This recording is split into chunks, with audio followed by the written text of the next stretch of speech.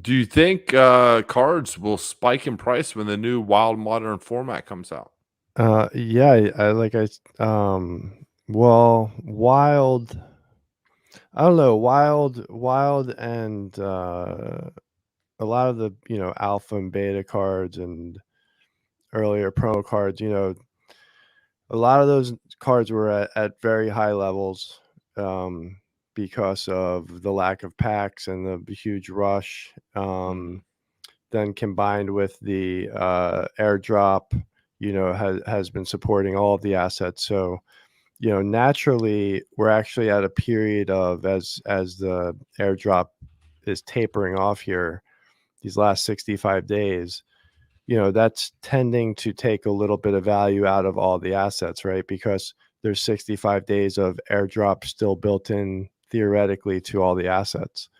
So any assets that are actually holding their value or going up during this period is actually, extra impressive because they're also simultaneously losing a little bit of value every day in the SPS drops that are happening, right? So the long answer is that I don't know if that was a long answer, but it's just It it's wasn't hard to short. it's really hard to say. It's really hard to say. It's possible there's pump in some of those cards. The wild, but ultimately the wild format is already um what we're playing right now. So the meta for that is not really going to change. The new reward cards might change that. The new legendary summoners will almost definitely change some of that. But like in general, like there's already been some, there's been jockeying in positions for the metas, for the wild, and there's not going to be too much change that now. The value of the changing of ranked rewards, that definitely could push, in general prices up as more players combine cards, as more players push to get to higher levels. It's really incentivizing uh, anybody who's playing the game, whether it's bots or players, to combine cards, to push up levels, to access higher level rewards.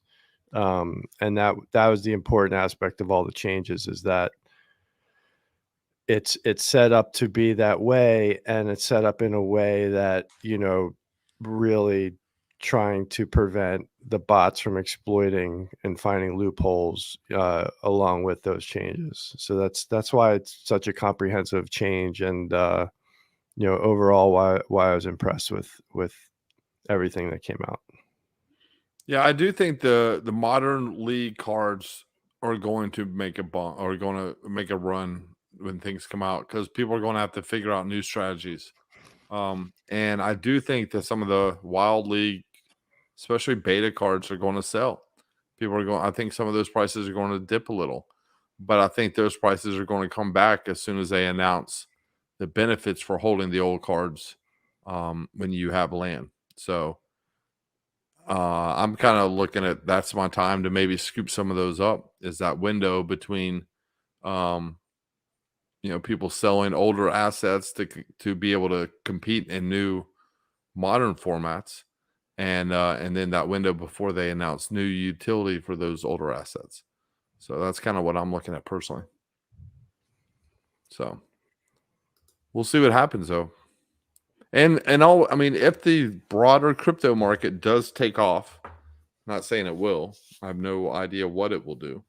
But if it does, then we could see prices really move up.